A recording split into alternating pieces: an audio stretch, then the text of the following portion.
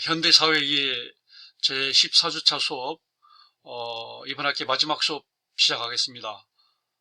강의 계획에 나와 있는 것처럼, 오늘은 현대 사회의 사회문화의 사회구조론과 변동론, 이 부분을 공부함으로써 우리가 예정했던 모든 진도를 다 마치게 되겠습니다.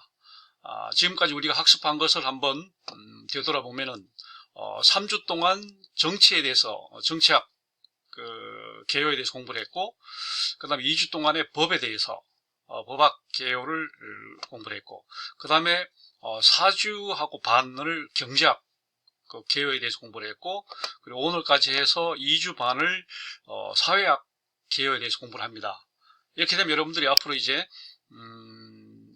뭐 정치학 개론이나 경제학, 법학, 사회학 뭐 이것을 공부할 수 있는 기초 토양이 만들어졌다, 이렇게 볼 수가 있고, 그 다음에 이제 우리가 초중 고등학교 때 공부했던 그러니까 사회 과목의 그 기본적인 것을 다 총정리를 했다고 이렇게 생각할 수 있겠고, 그 다음에 이제 혹시 이 그 과목을 가지고 뭐 공무원 시험을 준비하거나 이런 학생들은 이 정도 하면은 기본적인 내용은 다 됐다, 이렇게 이제 생각할 수가 있습니다. 그래서 오늘은 이제 그 나머지 남은 부분입니다. 사회학 부분에서 맨 마지막 부분을 공부하도록 하겠습니다. 우리 교재로 보면은 173페이지부터 됩니다.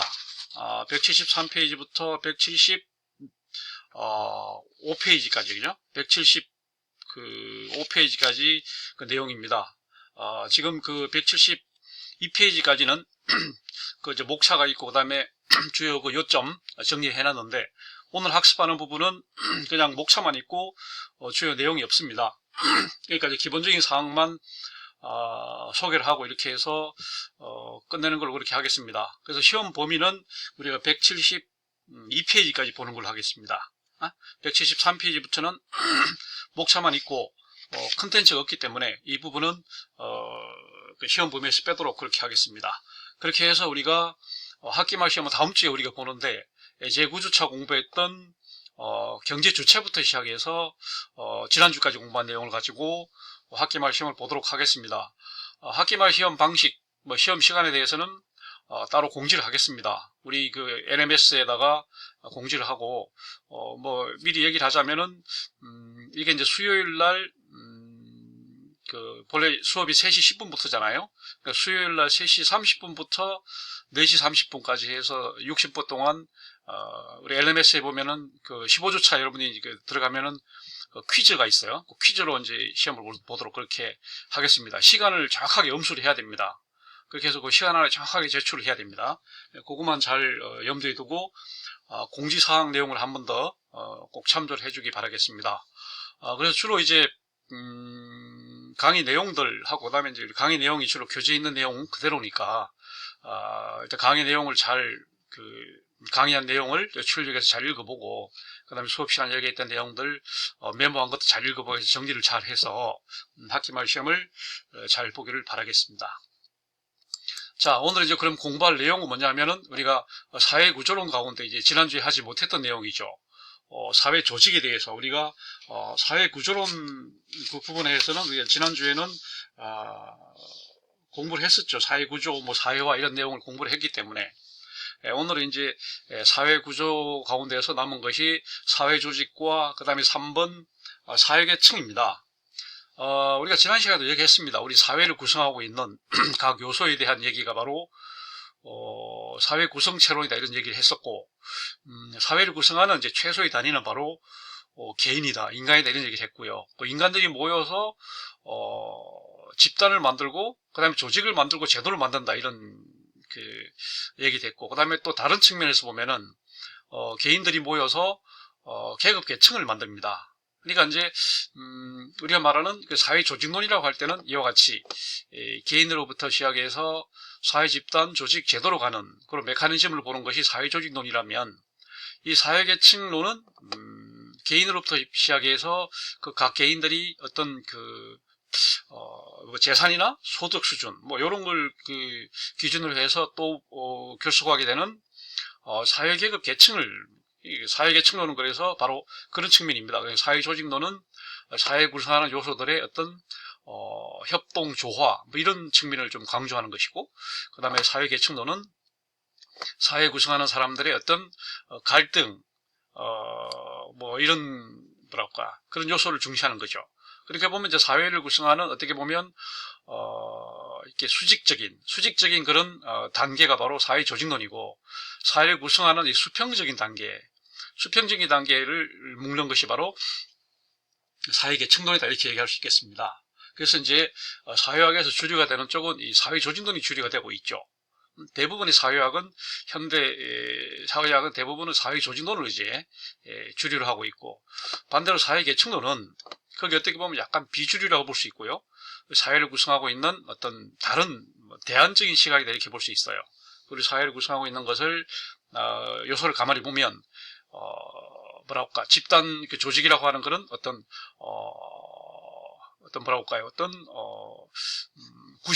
구심력을 중시하는 그런 그 결속 요인도 있지만, 사회 계급 계층이라고 하는 또 원심력을 그런 또 요소가 있다는 거예요. 그래서 사회 어떤 연대성을 중시하는 그런 사회 조직론이라면, 사회 조직론이 사회의 이제 연대성을 중요시하는 그런 관점이라면은, 사회 계층론은 사회 해체를 중시하는 겁니다. 그러니까 우리가 사회를 구성하는 어떻게 보면 이제 동인이 두 가지가 있다는 거죠. 그래서 그런 두 가지, 어떻게 보면 대조적인 관점이 있다, 이렇게 보면 되겠고, 바로 뒤에 이어서 나오지만, 사회 문제론이랄지, 그 다음에 사회 정책론이랄지 이런 것들은 이제 사회 계층론의 토대를 두고 있는 겁니다.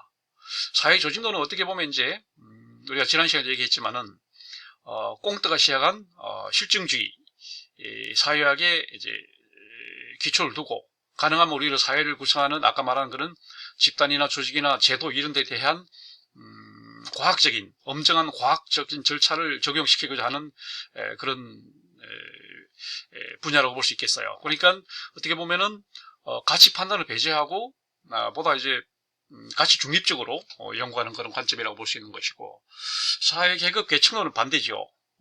가치 판단 입장에서 보는 겁니다. 그래서 사회를 구성하고 있는 각 요소들 사이에 사회 계급과 계층을 나누는 거죠. 그러니까 이제 어떻게 보면은 예를 들면 뭐 재산을 가진 사람과 못 가진 사람, 그다음 소득 수준이 높은 사람과 낮은 사람, 여성과 남성, 뭐 그다음에 기득권층과 뭐 신세대 뭐 이런 식으로 나눠 가지고 그 사이에 이제 또 불평등 같은 거 이런 걸 이제 보는 거예요. 그래서 이제 나중에는 그게 결국 사회 불평등론이 되는 것이고, 그것을 가치 판단의 입장에서 바라본 그런 흐름을 사회 문제론이라고 부릅니다. 바로 뒤에 이어서 나옵니다. 사회 문제론은 바로 이와 같이 사회 계급 계층 사이의 불평등 문제를 이제 가치 판단의 입장에서 바라보는 그런 관점, 그게 바로 사회 문제론이 되는 것이고, 그런 사회 문제론에 대한 해결책을 찾고자 하는 것이 이제 사회 정책론이 되는 거죠. 그리고 사회 정책론의 관점에서 나온 것이 사회 보장론 또는 뭐 사회 복지학, 사회사업학 이런 내용들이 사회정책론의 분과다, 이렇게 이제 얘기할 수 있겠습니다. 자, 그런 이제 흐름이 있다는 것을 여러분 염두에 두고 먼저 사회 조직을 한번 보겠습니다. 우리가 사회를 구성하고 있는 그 개인들이 만드는 가장 기본적인 그 단위가 집단이죠. 집단이라고 하는 것은 물론 개인들이 모여서 집단이 되기 전에 결사체가 있습니다. 그냥 단순 결사체가 있어요. 아니면 어떤 군집 형태가 있습니다. 범주가 있어요. 사람들이 모여서 예를 들면 뭐 남성이나 여성이나 이렇게 나눠지는 거, 이런 것은 우리가 말하는 범주라고 하죠. 그 다음에 이제 우리 학생들 같으면 뭐 군대 미필자와 군필자 이렇게 나누는 거, 이런 것들은 이제 범주입니다. 어떤 뭐 특별한 무슨 뭐 연대 관계가 없이 자연스럽게 나눠지는 거, 이제 범주라고 하는 것이 있고, 그 범주를 이제 기초로 해가지고 사람들이 좀 지속적인 그런 만남을 가질 때 우리가 이제 집단이 되는 거죠. 그 다음에 이제 범주가 그런 지금 말한 것처럼 공간적인 그런 것이라면은 시간적으로 이제 같은 장소에 우연히 모이는 사람들을 이제 우리는 군집체다, 군집이다 이렇게 말하죠. 어그리게이터다 이렇게 말합니다. 다시 말하면 우리가 이제 우연히 지하철역에서 만난 사람들, 같은 방향으로 이제 버스를 탄 사람들, 뭐 야구 경기장에서 특정 팀을 응원하는 사람들, 이런 사람들은 군집체예요. 우연히 거기서 만났을 뿐입니다. 그리고 이런 군집이나 아니면 이제 범주 같은 이렇게 모인 사람들이 일정한 지속적인 어떤 관계를 가질 때 그게 이제 우리가 집단으로 이제 발전하는 거죠. 그다음 집단이 또 좀 더 발전하면 어떤 목적을 중심으로 해서 뭉치면 그걸 우리는 조직이다 이렇게 말한 겁니다. 조직이라고 말한 것이고, 그다음에 조직 가운데 또 안정화되고 어떤 공식화되고 이런 것들을 우리는 제도다 이렇게 말한 겁니다. 그러니까 지금 말한 것처럼 단순 결사체, 그다음에 그 범주, 그다음에 집단, 조직, 제도 이런 것들은 어떻게 보면 정도의 차이라고 볼 수도 있는 것들인데 이런 것들을 묶어서 우리는 광의의 조직이다 이렇게 말한 거죠. 광의의 조직이라고 말하고 좀 더 이제 세분해 보면 아까 말한 것처럼 단순 결사체, 그다음에 범주, 그다음에 집단, 협의의 조직, 제도 이렇게 나눌 수 있는 거죠. 이런 단계를 거친다 이렇게 볼 수 있는 것이고요. 그다음에 자발적 결사체, 요거 이제 요거는 말 그대로 다양한 형태 그런 아직은 뭐 집단이 이루지 않은 그런 단계를 말하는 것이고, 그다음 하나가 이제 관료제라고 하는 거거든요. 관료제는 대규모 조직에서 나타나는 보편적인 현상을 관료제라고 봅니다. 그러니까 정부 관료제를 뿐만 아니라 대기업, 그다음에 대학병원, 뭐 대학, 연구소 이런 이와 같이 대규모 조직에서 나타나는 보편적인 현상, 그걸 우리는 관료제다 이렇게 정의를 하는 겁니다. 그러니까 관료제라고 하는 것은 계층제, 문서주의, 전문 직업주의, 공사구별 이 네 가지가 가장 기본적인 특성입니다. 이 관료제를 한 것은 현대 조직의 가장 어떻게 보면 보편적인 현상이죠. 이게 장단점이 있습니다. 굉장히 안정화되어 있고 또 능률적이고 하는 그런 또 장점이 있어요. 그러나 단점도 많죠. 무산이라고 변화에 저항하고 이런 또 단점이 있습니다. 그래서 이 관료제라고 하는 것에 대한 연구가 굉장히 이제 중요하고, 그래서 사회학뿐만 아니라 행정학이나 경영학 쪽에서는 이 관료제를 따로 이렇게 하나씩 떼어서 공부할 정도로 굉장히 중요한 영역입니다. 막스 베버가 이 분야를 처음 연구를 시작했고, 그다음에 오늘날까지 계속 이어지고 있는 게 관료제에 대한 연구입니다. 그래서 관료제의 이런 단점을 해소하고자 오늘날 이제 팀제랄지 무슨 에도크라시랄지 이런 많은 대안적인 조직 원리들이 생겨나고 있는 것이죠.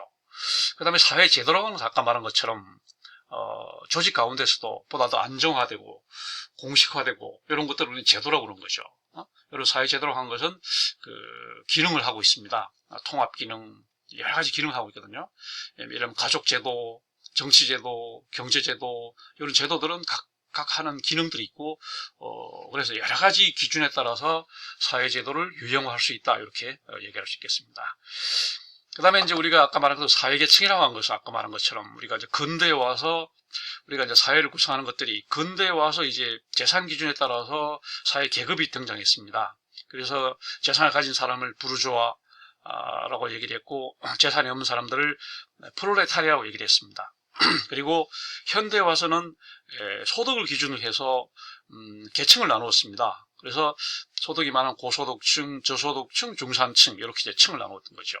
그리고 전근대 시대 때는 신분이었습니다. 신분으로 해서 노비와 귀족과 이런 식으로 신분으로 나누는데, 그러니까 이거는 사회 조직이 동서고금을 막론하고 항상 어디에서든 있어 왔다고 한다면 계층 또한 항상 있어 왔는데 그 형태가 상당히 다르다. 전근대에는 신분이었고 카스트고, 그 다음에 이제 근대에 와서는 재산을 기준으로 해서 계급, 클래스가 됐고, 그 다음에 이제 현대에 와서는 소득을 기준으로 해서 계층이 됐다. 스텔타가 됐다 이 말입니다. 그래서 이렇게 해서 그런 사회 계층이 있는 거고, 그런 계층 사이의 이동을 우리는 사회 이동이다 이렇게 말합니다. 사회 이동, 계층 간, 계급 간 이동을 이제 사회 이동이라고 말하는 거죠. 이런 사회 이동이 일어나려면 대체로 어떤 혁명을 동반합니다. 신분이 깨지기 위해서는 프랑스 대혁명이 있었습니다. 그래서 신분제도가 깨지면서 계급제도를 이행을 한 겁니다. 그 다음에 이제 프랑스 대혁명 이후에는 이제 또 계급 시대가 왔다가 또 이제 2차 세계대전이 터지면서 이제 계층 시대로 이행을 한 거죠. 그래서 오늘날은 계층의 시대다. 아까 말한 고소득층, 저소득층, 중산층 이런 식으로 해서, 그래서 어떻게든 사회 이동이 대규모적인 사회 이동이 일어나기 위해서는 혁명이 필요하다 이런 얘기를 하는 겁니다.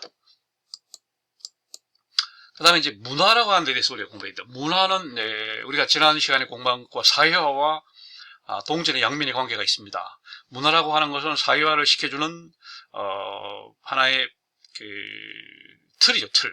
그러니까 이제 사회화가 하나의 과정이라면 문화는 하나의 구조다 이렇게 말할 수 있는 거고, 사회화가 기능이라면 문화는 하나의 구조다 이렇게 말할 수 있는 거고, 이런 식으로 문화라고 하는 것은 사회화와 밀접한 관계가 있는 겁니다.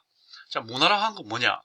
문화의 속성, 우리를 사회화를 시켜준다고 하는 가장 중요한 것이고, 문화의 구성 요소, 언어, 그 다음에 상징 체계, 그 다음에 규범, 이런 것들이 문화의 구성 요소죠. 그 다음에 미적 판단 기준, 이런 것들이 문화의 요소가 되겠습니다. 문화의 다양성, 문화는 굉장히 다양합니다. 문화는 상대성이 있으면서도 또 절대성이 있습니다.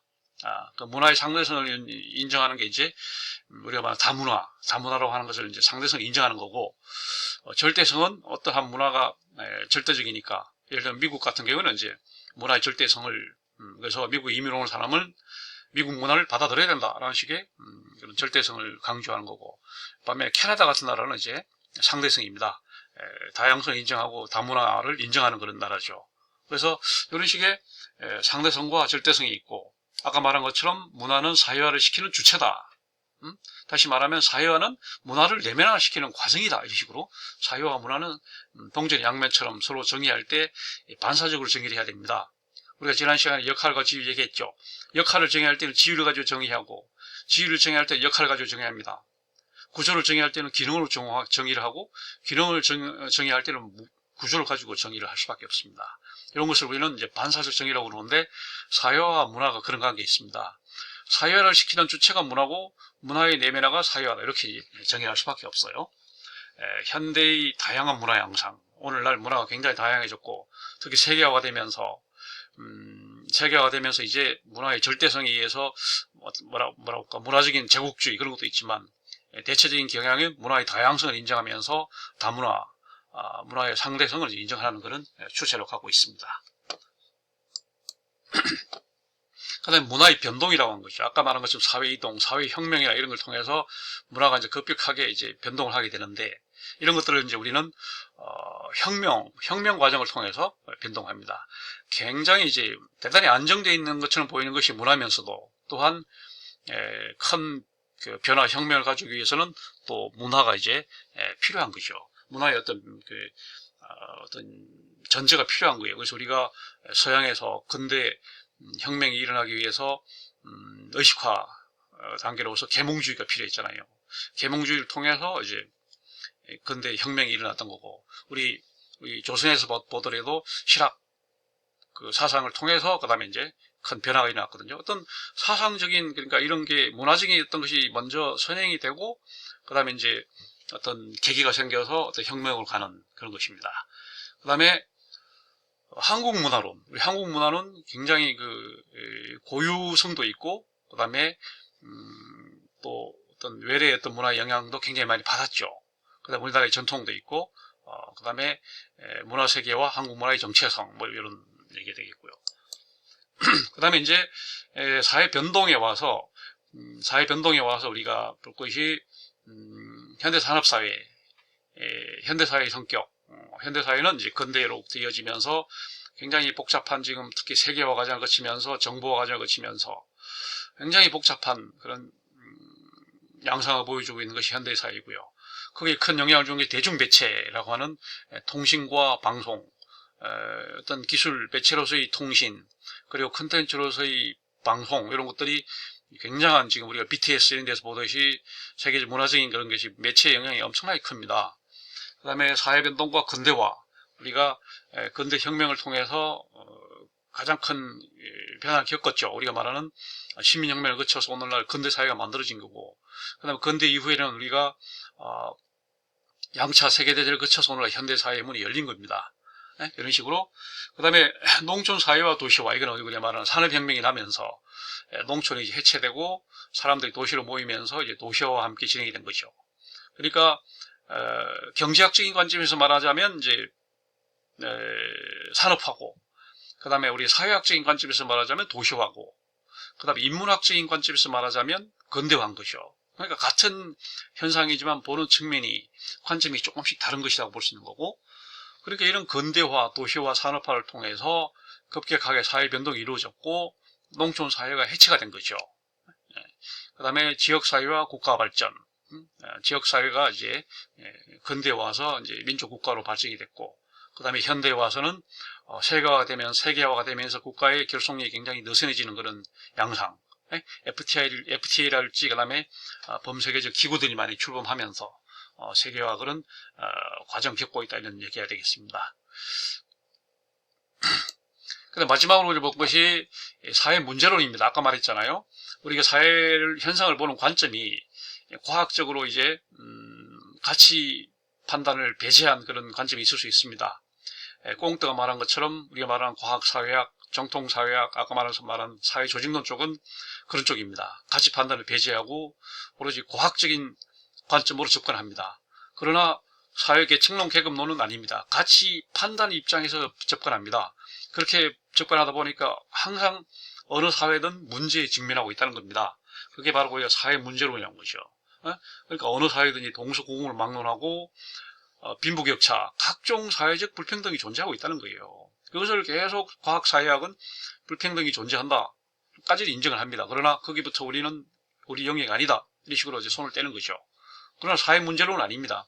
그런 문제를 우리는 문제로서 제대로 규명을 해야 되겠다 하는 것이 바로 그래서 우리는 사회 문제에 대한 관점을 갖는 거고, 사회 문제를 여러 유형만 해볼 수 있는 거고, 사회 문제 해결의 방안들이 많이 있는 거고, 그래서 나온 것이 밑으로부터의 사회 문제 해결 방안으로 나온 것이 바로 사회운동론입니다. 사회운동론. 밑에서부터 시민사회를 만들어서 그 다음에 NGO를 만들어서 사회 문제를 풀어보자 라고 하는 것이 사회운동론이 된 거고, 그 다음에 이제 제도권에서 나온 것이 바로 사회정책론입니다. 그래서 이런 사회 문제를 풀자라고 하는 것이 바로 사회정책론입니다.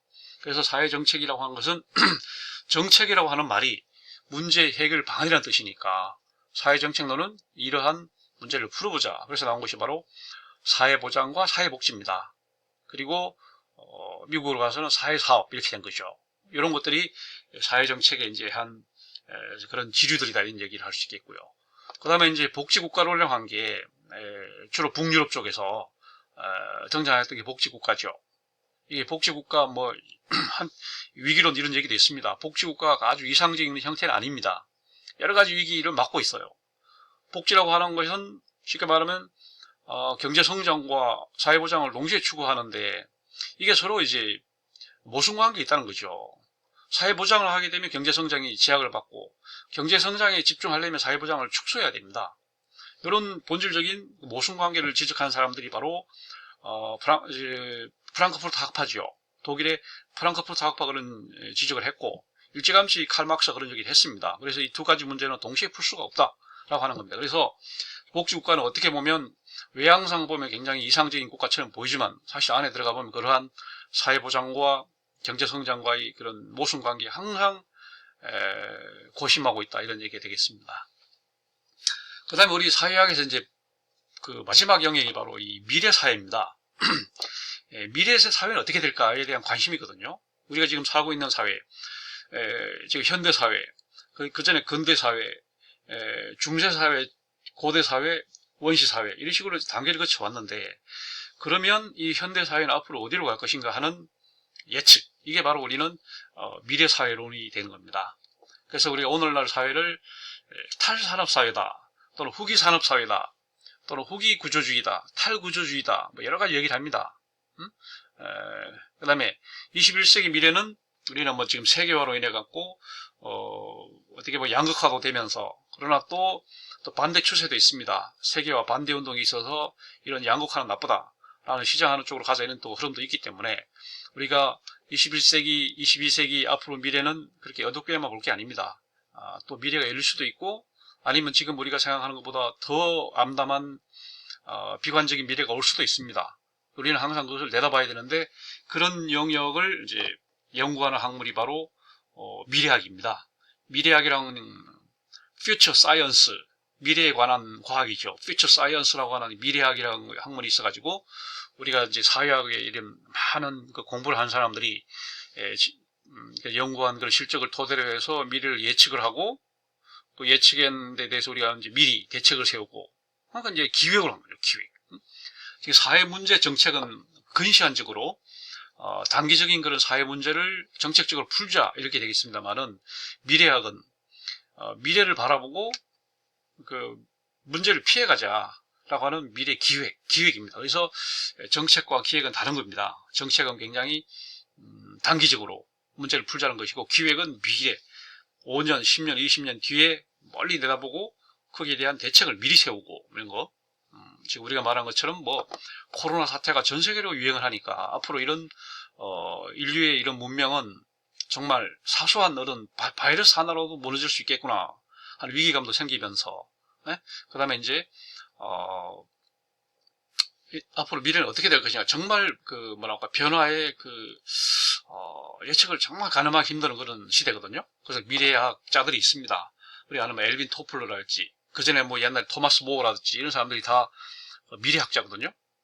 사회학을 심층적으로 공부를 해서 그런 그 연구 성과를 토대로 해서 미래를 예측하고 우리가 나아갈 방향을 제시하고 하는 것이 바로 미래학인 겁니다. 자, 그래서 사회학의 끝은 바로 사회학의 끝은 미래학입니다. 그래서 우리는 이렇게 해서 사회학의 이제 마지막 부분까지 공부를 했습니다. 자, 다시 한번 정리를 하자면 이렇게 해서 우리가 한 학기 동안 현대사회이라고 해서 사회과학 전반에 대해서 공부를 했습니다.